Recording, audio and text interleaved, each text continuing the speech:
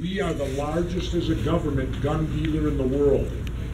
When our government quits selling guns, then let them come to me and tell me I can give mine up. When they cease to be the biggest weapons seller in the world. You know, see the hypocrisy? They're telling us we can't have them, and yet they're selling them all over the world, and the same weapons they sell kill our own soldiers. You know, and we're the dealers of them guns. So let the U.S. government stop dealing weapons, and then come and talk to me about me giving up mine. You know? Okay, you can have one sign now and then... Well, that's my point. If they want me to give up mine, then let them stop selling first. You know? Sure. Well, you're going to be happy. Sure. You're going to be happy because I will be back here in 2 months with my next and maybe last book, and guess what it's called? The Marijuana Manifesto. Coming for that one. Maybe. Maybe. I say that because when I ran for governor, I had to go to that fair from sun up to sundown every day. I have not been back since. I got totally burned out on the state fair. I never wanted to see another one in my life. Okay, that's much further. I'll consider it because no, my next book is the Marijuana Manifesto, where I come out and break all these ridiculous myths on marijuana. We should be exploiting this plant, not eradicating it. It will not. October. October is when it's coming out.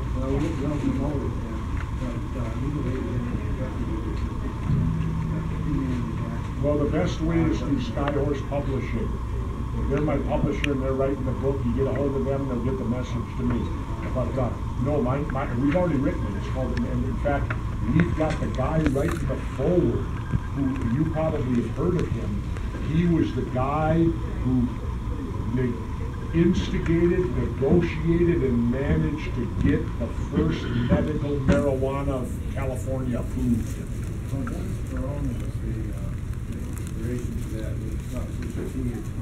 He may be the guy.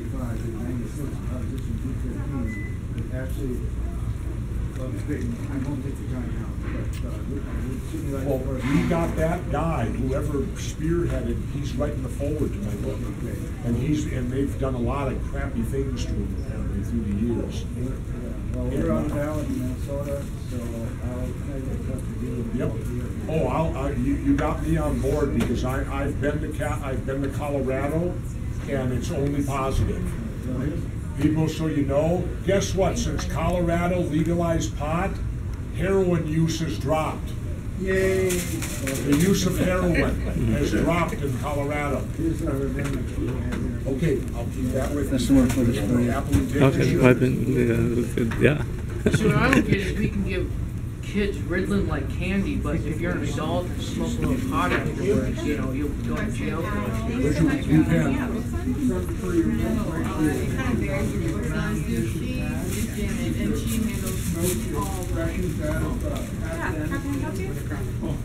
There you go.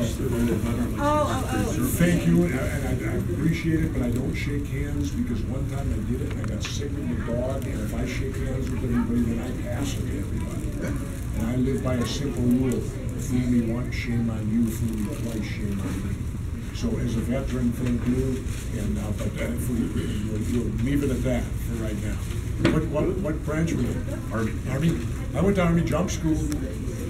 You know, because at the time the Navy didn't have it, so they sent us to Army jump school. I remember going there. And all I can say though about the Army is, God, they fed you guys bad food. Oh, I'm lucky I didn't die at jump school. They give you portions. I was in the Navy. You could have all you want. Every Thursday, you know, we had the amphibious base in Coronado. Every Thursday. Hell no, steak and lobster. Are you kidding me? 11th Naval District won best chow hall like 8 years in a row. Oh, we used to eat like kings. Then we go to the Army and we go, what is this swill? Ugh. And we complained. We said, how do you expect the Army guys to fight when you feed them this crap? We gotta feed them good food. They put it, you know what they did to us? They put us on KP there. That lasted half a day. We got in there, we ran them through 3 things of food. We were giving all the Army guys as much as they wanted. Army guys loved us. Here, guys, eat. And then we got in a big water fight. We got a full bird colonel came down and threw us out and said, there, we accomplished our mission. Because we bitched. We said if the Green Berets came to our base, we wouldn't make them do KP. Okay. Why do you make us SEALs do KP? So we taught them, you don't put the SEALs on KP. Nothing but bad can come out of that. Nothing positive. How you doing, guys? Good. Good. I did not vote for you. I hope you. I wish I did. I don't care. Your vote is your vote. Who'd you vote for? Skip Humphrey? Yeah. Yes, you got sucked in. You got sucked into those Democrats and don't you know what Charles Barkley said? You know what Charles Barkley said? Yes, I do. All right, here's what Charles Barkley said. Yeah. Charles Barkley said, I cannot understand why poor people vote Democrat. They've been voting Democrat for 50 years and they're still poor. I agree. Stands to reason, don't it? That's from the man himself, Charles Barkley. Thank you. I don't understand why poor people vote Democrat. They've been voting it 50 years and they're still poor. In other words, the Dems ain't done crap for you. Okay, thank you. Have a good one. You're welcome. Appreciate it.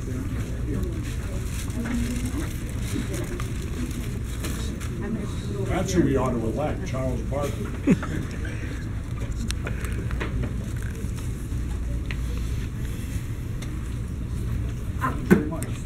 And I've even been through Charles's hometown. We were doing conspiracy. We were riding a vehicle. We went right through Leeds, Alabama. And a little widening in the road, and we stopped there and I asked people, this is the home of Charles Barkley. And one lady told me, yup, he used to bag groceries down at the grocery store. I said, no kidding. She said, yup. Charles used to bag groceries at the grocery store. Need them signed too, huh? Yep, yeah, just getting the elections complete. We'll shock the world. I said that, and I got Muhammad Ali sent me 2 pair of boxing gloves, signed to Governor Ventura, you shocked the world, Muhammad Ali. Because that's what he said when he beat Sonny Liston. He shocked the world. And I stole it from him. I gave him credit. That's not stealing, man, it's sampling. Yep. So. Yep, gave him credit. That mean he heard it on TV. That's why he sent me the boxing gloves. Because he heard it on TV, and I got to go meet him and spend the day with him. It's great. You guys want to know how much I admired Muhammad Ali? You find anybody, black or white, who can do what I'm going to do right now. Ready? This is the legend of I am the greatest, number 73. This is the legend of Cassius Clay, the most beautiful fighter in the world today. He talks a great deal and brags indeedy of a muscular punch that's incredibly speedy. The fistic world was dull and weary. With a champ like Liston, things had to be dreary. Then someone with color, someone with dash, brought fight fans a-running with cash. This brash young boxer is something to see, and the heavyweight championship is his destiny. This kid fights great, he's got speed and endurance. But if you sign to fight him, increase your insurance. This kid's got a left, this kid's got a right. If he hits you once, you're asleep for the night. And as you lie on the floor while the ref counts 10, you pray that you won't have to fight me again. For I am the man this story's about. I'll be champ of the world, there isn't a doubt. Here I predict Mr. Liston's dismemberment. I'll hit him so hard, he'll wonder where October and November went. Here I predict, and I know the score, I'll be champ of the world in 64. Now you tell me, I don't know.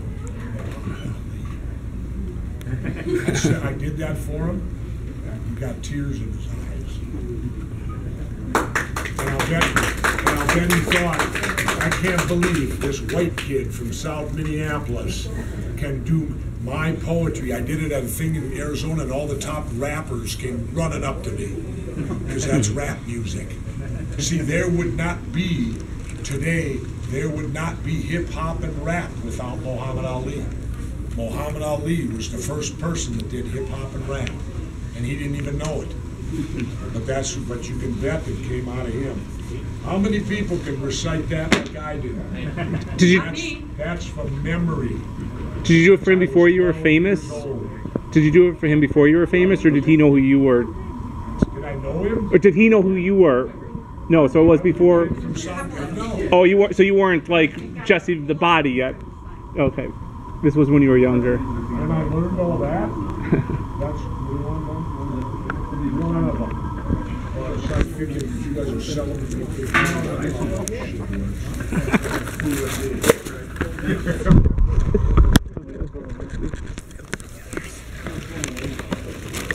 I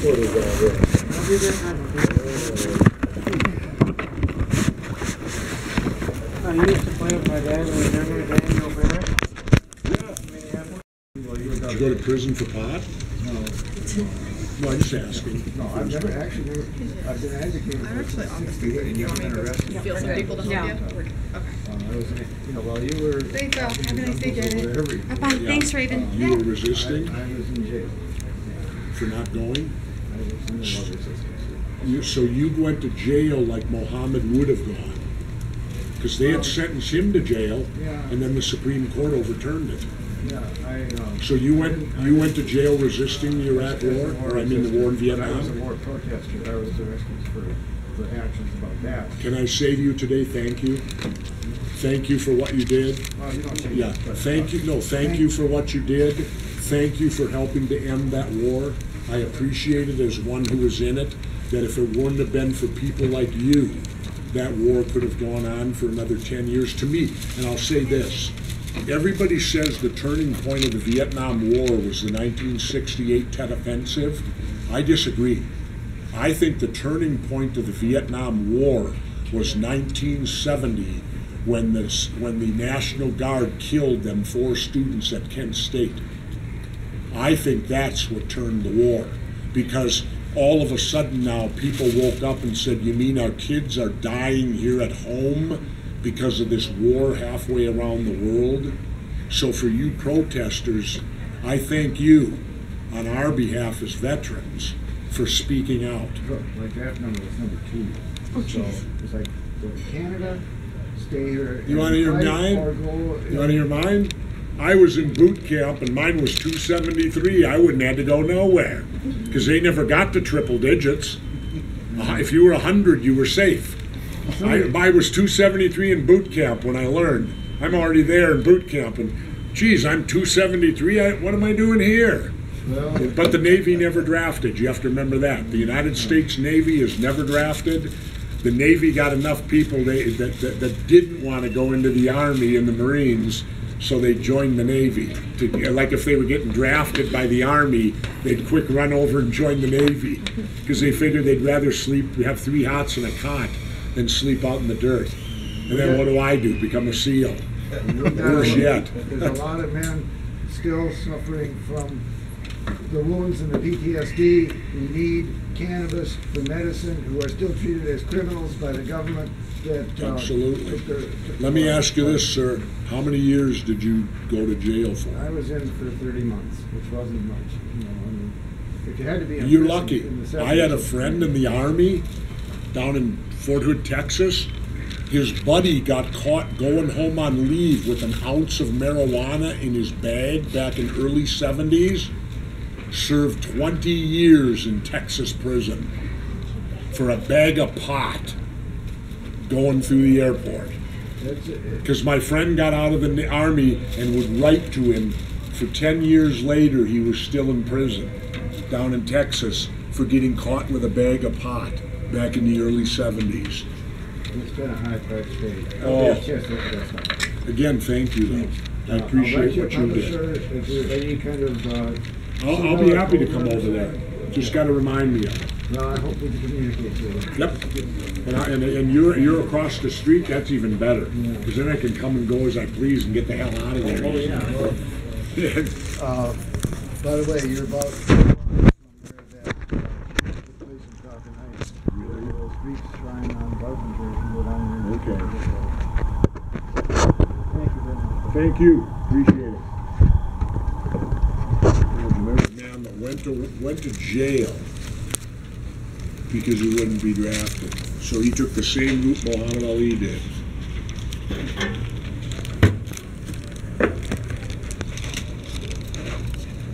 Kind of a different response, huh? I thanked him.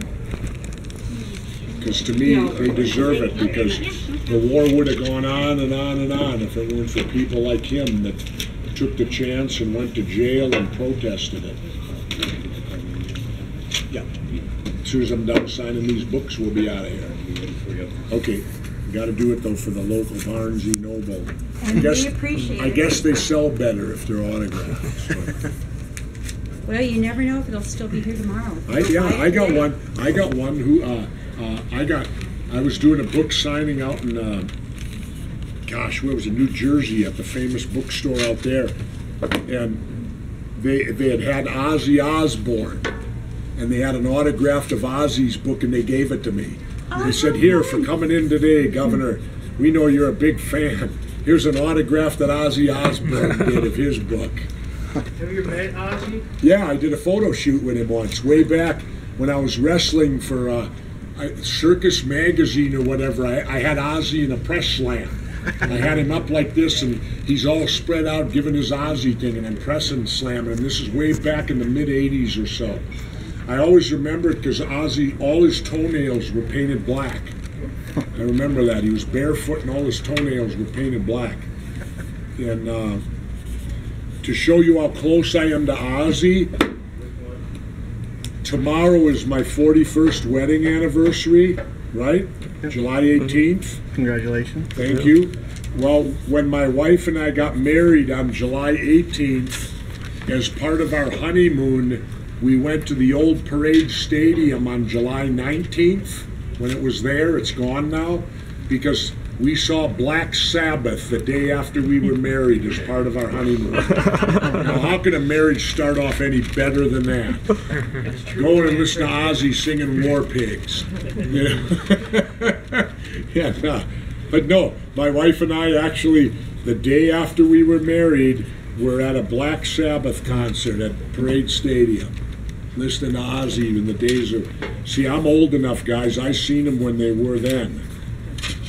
July 25th, 1970, I still remember the day, was when I saw Jimi Hendrix in San Diego. And less than, 2 months later, he was dead. You know, By the way, happy belated birthday. Thank you. I qualified for Medicare. Everybody waits their whole life, and I've made it. And I look at birthdays different now. My son got me to look at them differently. Mind if I just a quick peek on that? I don't care. We have a mutual friend, Harry Dean Stanton, the actor. I don't know if you know Harry Dean. You've seen him in plenty of films. He turned 90, and his birthday's the day before mine, so we used to celebrate together. I turned 65, he turned 90. I called him on the phone. He's out in L.A. But my son got me to look at birthdays a different way now. You know how I view them now? Like I told Harry over the phone. I says, "Harry, you're 90 now, right?" He goes, "Yep." I said, "Imagine, you've been around the sun 90 times. Because 1 year you circle the sun. So that's how I view birthdays now. I've circled the sun 65 times. It's a nice way to look at it. I've done a complete circle of the sun 65 times. That's how I look at birthdays now. How many times you've circled the sun. 28 for me. Yeah, I've done it that many more than you. I've circled the sun that many more times. So these are some real quotes and stuff in the book. They're all real. Yeah, okay. Every quote in the book's real. We had to research The them. politicians were fake. So how do No, all the quotes are real. Actually, yeah, okay, Yeah, they're all real. This is probably a real good read. It really is. It is a good read. Yeah, yeah. You How do I get one? George How do I Bush's get one? famous Buy it from her. Yeah, cool. realities, what This I is say it called a bookstore. You Yeah. walk up with a book, you have money, I forgot about that part. you hand them money, and they give you a book. What I do is for everybody waiting here. It's a novel concept. Buy books in a bookstore. Just over here. I'll tell you this, if I were still governor, you wouldn't even have to be wearing that shirt. I'd be pushing it hard. Well, when I'd be pushing it hard. It would be on my agenda because it's jobs waiting to happen, it's medicine waiting to happen, and it's like my good friend Tommy Chong said. There should be no difference between medical marijuana and recreational marijuana. They should not divide them, and here's why. That whole plant is a medical plant. The people that smoke it for the euphoric feeling, they're doing it for mental health. It's mental health they're doing that for. And It's for the healing of the nation. did you hear how when they put Tommy in prison? I remember that. Tommy Chong went 2 years to federal prison for selling a pipe. Yep. Not selling drugs, selling a pipe. Now, you know, you can smoke Bull Durham in that pipe too. You know, he went to prison for 2 years for selling a pipe. But painkillers are. The point is intimidation. Fear is what drives the police state. Stop being afraid and it falls apart. Do you still partake? Only in Colorado. How do you like that for a political answer? No, I'm for it because I have 2 friends in Colorado now. They're semi-retired, and the way it works out there is you go to the government, you apply for a license, they give you the license, and the license allows you 24 plants. 6 for your own consumption and 18 you can sell.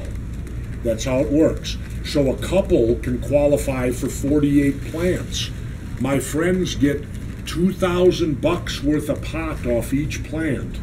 They're making $96,000 a year growing 48 plants in their backyard. That's a nice income for being semi-retired, nurturing 48 plants through the growing season. Now, granted, you could lose them, they could die, things can happen, but what's wrong with that? I think it's wonderful. And then someone has to, you know, it goes to market, they got to sell them, they got to do this. Everybody's making money. Did you hear Peyton Manning's quote? Peyton Manning is part owner of 19 pizza stores out there, big chain. And Peyton was so good because he's so perfect, right? They asked him, and Peyton goes, well, in light of certain changes in the law, my stores are doing fantastic. That's how you word it. And I thought, what a great way, you know, doesn't get in any trouble. In light of certain changes recently in the law, my stores are doing fantastic. Pizza taco. And but they now have a distributor right across. Did you see Brian Gumbel did a thing on HBO right across the lot at Mile High Stadium? And they went to the tailgaters and they asked them, how is this working? They said 100% better. They said, now we used to come here at 8 in the morning and start drinking. By the time the game would start, there'd be people throwing up and fighting, and all this violence would happen. They said today, no violence. Everybody gets there 2 hours before the game. They cook their dogs and things, smoke a joint, enjoy their food, go in and watch the game. Nothing negative at all. And they got the thing across the street. They asked them, how many fans do you get in here before game? Because you can pull right in the lot and go get pot now, right across the lot. And they said, well, amazingly, we don't get the Colorado people. They already got it. They said, we get the visiting team. And while they were there, here come a Baltimore Raven fan in with all this Baltimore Raven stuff on, buying pot, you know. And they said it's so much better now. No violence, nobody throwing up, nobody misbehaving, nobody swearing. All positive. Like All rock positive. festival, yeah.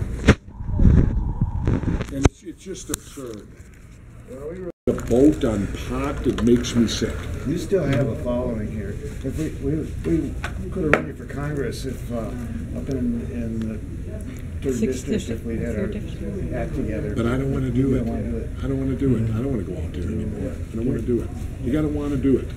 I was going to go for president. I think I could have won. I think if people saw the ballot this year of Hillary, Trump, and Jesse, I think I'd win. No, You know, because there'd Definitely. be so many people would say, you know what? If I don't like either of these two. I'm voting for him. What happened in '98 was when they heard you and saw you next to the 2 most talented, top-notch Politicians they in the had. state, and you know, it was like, Well, it was funny when it was building up to that. I participated in the debates before it got down to Humphrey and Coleman, and they'd always ask me, "Well, who do you hope it is?" And I said straight out, I said, "Give me Humphrey and Coleman. I want the 2 big ones. Let me beat the 2 big boys." You know, And I took the train to D.C. I was wearing this pin after the election. I was going to the normal convention. Total strangers. What'd you do in Minnesota? Wow. My brother-in-law was in China, and he said, well, somebody in China, saying to him, did you hear what happened in the election in Minnesota? yeah. You did shock the world. And I still tell people, you don't have to vote for the lesser evil. You don't have to for vote someone. you don't have to hold your nose and vote, because there are other people on the ballot and there's other races on the ballot, and you have a chance to make a difference. And if the vote wasn't, Do you know? to my fellow friends, Do you know what I wish they? I've said this, and it's in the book. I've said this. I think on every ballot there should be the option of none of the above, which is a vote of no confidence in the government. And I'm willing to bet there will be certain elections none of the above would win. Now imagine, let's say hypothetically that was on the ballot, and let's say you were the Republican or the Democrat, it doesn't matter, and you won, because obviously none of the above can win. You won, but you actually lost to none of the above. Wouldn't that kind of make you rethink your positions a little? They have to do the election. Wouldn't you? If you lost to nobody, if the public preferred nobody rather than you? Well, and I wish they'd add that to every election ballot. You can do it locally. And the other thing that needs to be done, then I'm getting out of here. Here's the other thing that needs to be done, and it can start locally. Why do we put party names on ballots? Put just the candidate's name. No, we need the party name. That's how. But the thing is, they do that so that you'll vote for the party. You don't need to know the candidate. If you're conservative, you vote Republican. If you're liberal, you vote Democrat. All these other parties are meaningless. They can't win. Well, if you just put 6 names there, then it becomes imperative for the voter to educate himself. Well, who's who here? Yeah. They did do that. And I would rather have them doing eeny, meeny, miny, mo than what we got today. I'd rather have someone going, I don't know any of them. I'll check that. I'd rather have that than what we got today. That's what they would do with judges. North Korea. Yeah, exactly. Or one more choice than Cuba. When Fidel would run down there, the only name was Fidel. What do you sign it as, Jesse the Body Venture? No, it's too many words. All right. I'm not him anymore. Can you put the WWE Hall of Fame? Nope. All right. Wait, all right, that I'll do. 04? H Hall of Fame, HOF 2004. There. Perfect. Thank you, I appreciate that. Thanks for coming today. No problem. We're supposed to be the speaking democracy. We have one more choice in Cuba. Yeah. You have more choices. Yeah. People don't. The media doesn't tell you you have more choices. That was the. And also the thing in lemmings 98. that live here. I call all American people a bunch of lemmings. They just march to the tune and they don't look left or right, and they get marched right off the cliff. You may not remember when John Williams hung up on you on CCO a few years ago. I called up immediately afterwards and explained about the Fourth Amendment to him. And he didn't totally back down, but he said, "Oh, I didn't think about it like that." What was this on? Well, it had to do with these warrantless searches at airports. The so-called, what do they call it, transportation security or whatever. Yeah, TSA. And You mean when I brought my lawsuit? You may have had a lawsuit, right? And so. And they dismissed it. And CCO guy was talking to you, and he just it's got something up his proctological orifice, and hung up on you. And and I thought he wasn't listening to this, and so I was able to get on and Explain it. Yep. the Fourth Amendment. Anyway, Thank you so much. Have a good Jeff. one. Thank you. I'm going home.